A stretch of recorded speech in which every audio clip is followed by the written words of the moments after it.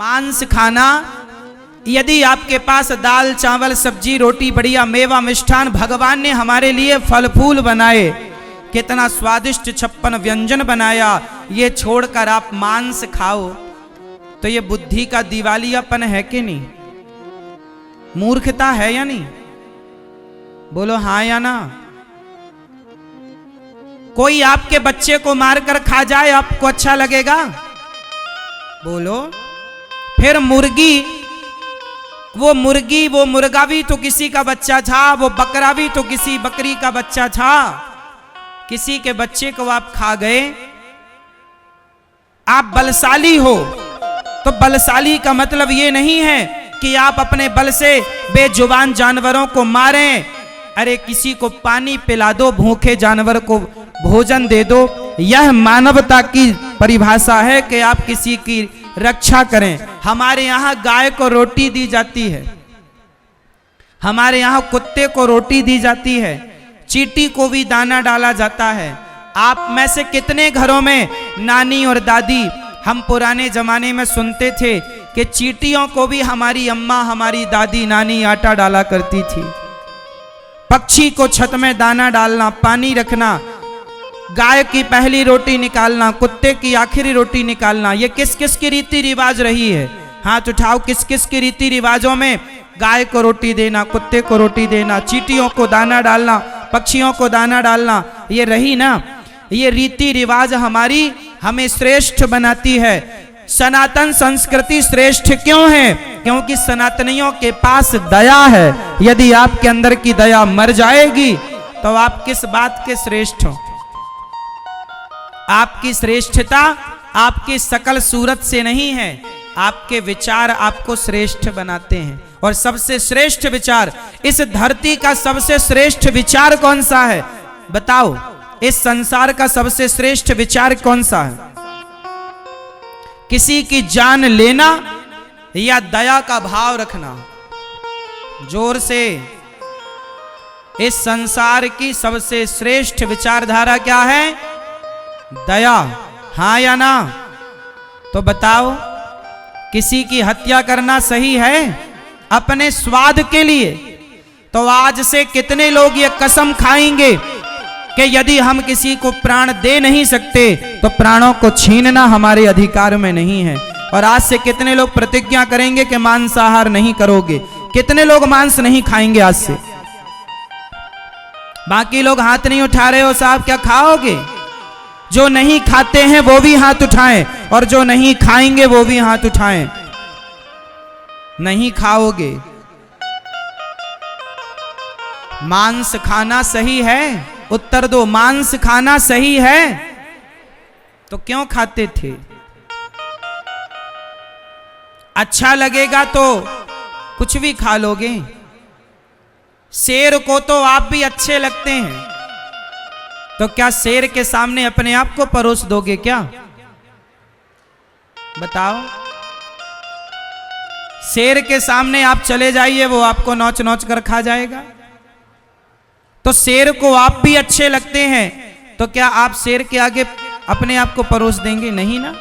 हर व्यक्ति को अपनी जान प्यारी है, ऐसे ईश्वर की बनाई सृष्टि सबको अपनी अपनी जान प्यारी है। क्यों किसी की हत्या की वजह बनना? और एक सज्जन बोले, महाराज जी जान तो सबके अंदर होती है, गेहूं के अंदर भी जान है, चावल के अंदर भी जान है, धान के अंदर। अरे भाई, गेहूं चावल ये ईश्वर ने खाने के लिए ही बनाया है। इनमें प्राण यदि है तो इन प्राणों से हमारे प्राणों की रक्षा है। इनके अंदर हड्डी नहीं है, खून नहीं है, ये चीखते नहीं, चिल्लाते नहीं। आप मछली को मारिए, बेचारी तड़पती है। तो मछली खाना गलत है, पर गेहूं चावल खाना अच्छा है, क्योंकि ये ईश्वर ने हमारे खाने के लिए बनाया। शेर मांसाहार करता है, बोलो हाँ।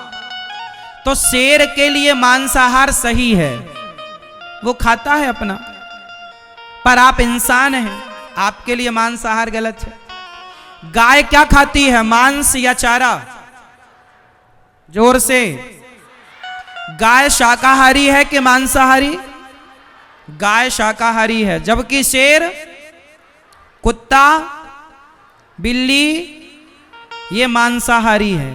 तो जैसे ईश्वर ने गाय के लिए चारा बनाया, शेर के लिए मांस इत्यादि की व्यवस्था है, उसी प्रकार हम मनुष्यों के लिए भगवान ने 56 भोग बनाकर भेजे हैं। बढ़िया बढ़िया फल बनाए, तुम फल खाओ, सात्विक चीजें खाओ।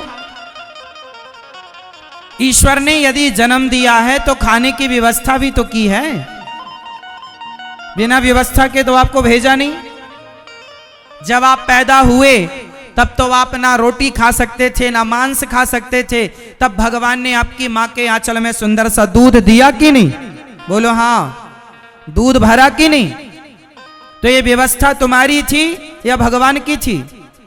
जोर से।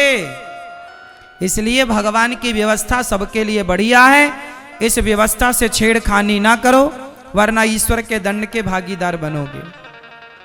मांसाहार गलत है। कलयुग का चौथा स्थान मांस और 5वां स्थान सोना। बेईमानी से कमाया गया धन, उसमें कलयुग बैठता है। धन कितने प्रकार से कमाया जाता है? 2 प्रकार से, एक ईमानदारी से, एक बेईमानी से। कौन सा धन उत्तम है? जोर से। इसलिए नमक रोटी खाओ पर ईमानदारी की खाओ। 56 भोग नहीं खाने बेईमानी के, ईमानदारी की नमक रोटी। ईमानदारी से जियो, ईमानदारी से मरो, बेईमानी मत करो, क्योंकि भगवान सबका हिसाब रखे हैं। आज कुछ लोग इतने बेईमान हो गए हैं, भ्रष्टाचार करते हैं, पैसा ले ले करके जबरदस्ती लोगों को पैसा लेकर, उनके पैसे का फिर पैसा लेकर जो काम फ्री में होता वो पैसे से कर रहे हैं। हर जगह भ्रष्टाचार, बेईमानी।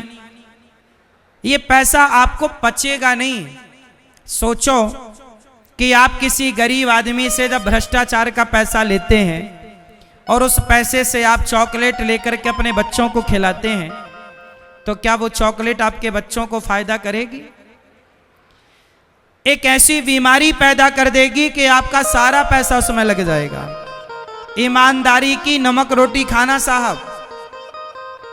धन्ना सेठ बनने का सपना ना देखना, क्योंकि वो धन्ना सेठी कहीं ना कहीं तुम्हारा नुकसान करेगी। ईमानदारी से जो हम मेहनत का कमाते हैं वो हमारा है, उसी में मन लगाओ, यहां वहां नहीं। कलयुग के 5 स्थान। कलयुग कहां कहां रहता है एक बार रिवीजन कर लो। कलयुग का पहला ठिकाना क्या है? जोर से। जुआ, द्यूतम। कलयुग का दूसरा ठिकाना पानम, शराब। कलयुग का तीसरा स्थान स्त्रियां, चरित्रहीनता। चौथा स्थान मांस, मांसाहार। और 5वां बेईमानी से कमाया गया धन। ये 5 स्थानों में कलयुग रहता है। जहां जुआ होता है वहां कलयुग, जहां शराब होती है वहां कलयुग, जहां पर स्त्री पर नारी के प्रति गलत भाव हो वहां कलयुग, जहां मांस हो वहां कलयुग, जो मांसाहार हो। और आप लोग कहते हैं महाराज जी सारी दुनिया मांस खा रही है, तो सारी दुनिया से अपनी तुलना ना करो ना। सारी दुनिया चूल्हे में जाए, आपको क्या करना? सब कुएं में गिरेंगे, तुम भी गिर जाओगे क्या? इसलिए सबके तरह ना बनो। 5वां स्थान बेईमानी से कमाया धन। ये कलयुग के 5 स्थान है। राजा परीक्षित के सिर में मुकुट थी, कलयुग आकर बैठा, बुद्धि भ्रष्ट हो गई। और राजा परीक्षित ने कलयुग जब सिर में बैठा तो एक संत का अपमान कर दिया। श्रृंगी ऋषि ने समीक जी के गले में सांप डाल दिया। श्रृंगी जी ने श्राप दे दिया, राजन तुम्हें 7वें दिन तक्षक डसेगा और तुम्हारी मृत्यु हो जाएगी। इति लंघित मर्यादम तक्षकः सप्तमे हनि। आज से 7वें दिन तक्षक तुम्हें डसेगा और तुम्हारी मृत्यु हो जाएगी। राजा परीक्षित को 7 दिन में मरने का श्राप लगा। जिसे 7 दिन में मरना हो उसे क्या करना चाहिए? राजा परीक्षित की बुद्धि में कलयुग बैठ गया, मुकुट पर भ्रष्ट हो गई और संत का अपमान हो गया। राजा परीक्षित घर आए, जनमेजय को राजा बनाया और शुकताल चले गए। वहां सुखदेव भगवान आए। राजा परीक्षित जी ने हाथ जोड़कर कहा, प्रभु मुझे 7 दिन में मरना है, बताइए मैं क्या करूं? जिसे 7 दिन में मरना हो उसे क्या करना चाहिए? राजा परीक्षित को 7 दिन में मरने का श्राप लगा। इसलिए देखिए, गलत काम होगा तो दंड मिलेगा, इसलिए अच्छे काम कीजिए। भगवान पैसा दें तो शराब मत पीजिए, गलत राह पर ना चलिए, उस पैसे से समाज की सेवा कीजिए, परोपकार कीजिए, समाज का भला कीजिए। हाँ या ना? आप कभी वृंदावन आइएगा, अपनी आंखों से देखिएगा समाज में किस तरह की भलाई हो सकती है। गौरी गोपाल आश्रम इस बात का गवाह है, भलाई किस तरह हो सकती है। वहां भलाई के कार्य हो रहे हैं, उन कार्यों को देखकर आप सीख सकते हैं। समाज के लिए प्रेरणा है गौरी गोपाल आश्रम। वृंदावन में गौरी गोपाल आश्रम है, जहां पर हजारों साधु संत निःशुल्क प्रसाद पाते। कोई भी संत आओ, प्रेम पूर्वक प्रसादी पाओ, भरपेट भोजन सबको निःशुल्क। हजारों साधु संत आते हैं। आप लोग भी अपनी बेटी के बेटे के जन्मदिन पर, अपने माता पिता की पुण्यतिथि पर आप लोग भी बंटवाइएगा और इस पुण्य की श्रृंखला से अपने आप को जोड़िएगा। अन्य दान से बड़ा कोई दान नहीं है साहब, इसलिए अन्य दान कीजिएगा। गौरी गोपाल आश्रम में ये संत जो भजन करने वाले साधु हैं, वृंदावन का वास करने वाले, ब्रजवास करने वाले साधु हैं, इन साधुओं को जब आप खिलाएंगे पिलाएंगे अपने बच्चों के जन्मदिन पर, तो आपका धन जब इन संतों की सेवा से जुड़ेगा तो आपको दुआएं मिलेंगी, आशीर्वाद मिलेगा। ये संत भोजन लेकर जाते हैं अपनी कुटिया पर, और भी जो संत हैं भोग लगाकर पाते हैं। आप भी एक दिन की सेवा करो, संतों के लिए एक दिन का अन्य क्षेत्र बंटवाओ, या एक साधु की सेवा करो, एक साधु को भोजन करवाओ, 11 संतों को, 51 संतों को, या संपूर्ण संतों की सेवा। जैसे लायक विधाता ने बनाया, जुड़िए। इसके अतिरिक्त गौरी गोपाल भगवान की एक रसोई सेवा चलती है, जहां कोई भी भक्त वृंदावन कभी आना तो गौरी गोपाल जरूर आना। हजारों भक्त भोजन करते हैं। वहां पर एक सुंदर सेवा है, ये रोटी की मशीन है वहां पर, जहां लगभग 1 घंटे में 6000 रोटी निकालती है ये मशीन। और वहां संतों की, भक्तों की, कोई भी आए उनके लिए रोटी, दाल, चावल, सब्जी, रोटी, रोटियों में घी लगाया जाता है। ये सब प्रकार की भोजन व्यवस्था वहां पर है। सब फिर भक्तों को बांटा जाता है निःशुल्क। कोई भी आओ सब पाओ, सभी के लिए। हजारों, लगभग 30,000 भक्त रोज प्रसादी पाते हैं। 30,000 भक्त। नित्य सेवा होती है वहां, गौरी गोपाल भगवान की सेवा। आप भी एक दिन की रसोई सेवा बंटवाइए अपने बेटी के जन्मदिन में, बेटे के जन्मदिन में आप भी भोजन बंटवाइए, और संतों को, भक्तों को आप भी तीर्थ में अन्नदान कीजिए। गौरी गोपाल आश्रम में वृद्ध माओं की सेवा होती है। उन माओं की जिन माओं के बेटों ने, बेटियों ने, बहुओं ने निकाल दिया घर से, ऐसी बेसहारा 275 माताएं वर्तमान में हैं, और 1000 माताएं और रह सकें, इसके लिए एक बड़ा आश्रम बनने जा रहा है। बड़े आश्रम में जहां 1000 वृद्ध माएं एक साथ रह सकती हैं। ये माताओं को भोजन, समय पर भोजन, नाश्ता, चाय, दूध, सभी माताएं, ये वो माएं हैं जिनके बेटों ने घर से निकाल दिया। माओं के लिए सब प्रकार की भोजन की व्यवस्थाएं, सारी माताओं को समय पर भोजन।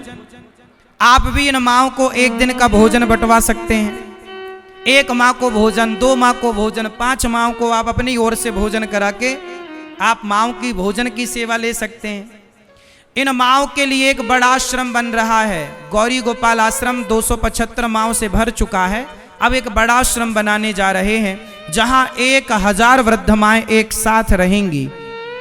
उन माँओं के लिए आश्रम निर्माण के लिए आप एक ईंट का सहयोग करें, एक ईंट का सहारा बने। एक ईंट तो कम से कम उस आश्रम में आपकी लगे। 100 ईंट का, 1 बोरी सीमेंट का, 10 बोरी सीमेंट का आप लोग सहयोग जरूर करें। जिस लायक ईश्वर ने बनाया है सहयोगी बनिएगा और सेवाओं से जुड़िएगा। आप एक कमरा बनवा कर माँओं को भेंट कर सकते हैं, एक कमरे की छत डलवा सकते हैं, एक माँ को गोद ले सकते हैं, सहारा बन सकते हैं। गौरी गोपाल आश्रम में गौ माता भी रहती हैं। गौरी गोपाल गौशाला में गौ माता भी रहती हैं। गौशाला जहां गाय को नित्य रोटी, चारा, भूसा, आप भी गायों के लिए 1 गज 2 गज भूमि देकर भूमि दान कर सकते हैं। गौचर भूमि 250 गौ माता लगभग हैं। आप भी गायों के लिए गौचर भूमि देकर गायों की सेवा से जुड़े। चारा, भूसा, खली चोकर गायों की सेवा करें। गौरी गोपाल गुरुकुल है जहां बच्चे निःशुल्क पढ़ते हैं और भारतीय वेद पुराणों की शिक्षा निःशुल्क गुरु परंपराओं की शिक्षाएं पा रहे हैं। 104 बच्चे निःशुल्क पढ़ते हैं। ये गौरी गोपाल गुरुकुल है जहां बच्चे पढ़ते लिखते हैं। आप लोग जो सहयोग करते हैं उसी सहयोग से बच्चों की शिक्षा होती है। ये बच्चे निःशुल्क पढ़ते हैं। इनके 1 रुपए शुल्क नहीं लिया जाता पढ़ने लिखने का। रहना, खाना, पढ़ना, लिखना, कॉपी, किताब, वस्त्र सब कुछ निःशुल्क है। आप भी इन बच्चों की शिक्षा से जुड़ें। गौरी गोपाल गुरुकुल के लिए आप सहयोगी बने। गौशाला के लिए किसी वृद्ध माँ का सहयोग करें। किसी वृद्ध माँ को गोद लेकर के माँ का जीवन भर बेटा बनकर, बेटी बनकर किसी वृद्ध माँ का सहारा बने।